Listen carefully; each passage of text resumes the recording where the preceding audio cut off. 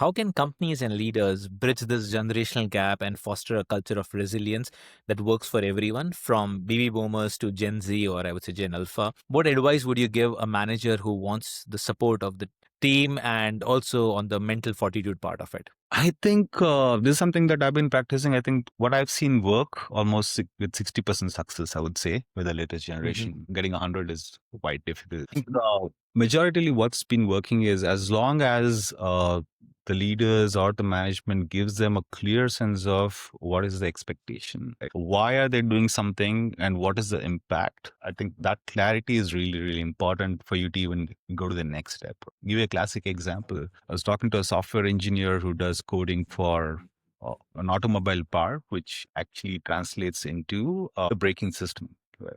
Okay. Uh, the fundamental part was telling them or making them aware that your job is to make sure people travel safely. A wrong code means something won't function, which means people in the car are not safe. As long as you're able to stitch the big picture to whatever single line of code that they do or a call that they do as an SDR or a salesperson, I think as long as you're able to say, okay, whatever they give as an input, what's the overall big picture, right? I think that clarity is really, really important, right, in the bigger scheme of things.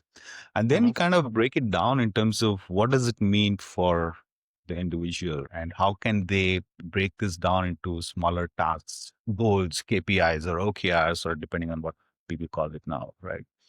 So Yes. once you have a plan and it's agreed upon saying this is what we are out to achieve together as a team, then you basically shift gears and kind of make sure you kind of tell them, okay, these are things that you can enable them with, and these are things that you will want them to be delivered from their side. So it's a give and take out there. I think Okay. those three are probably the biggest things.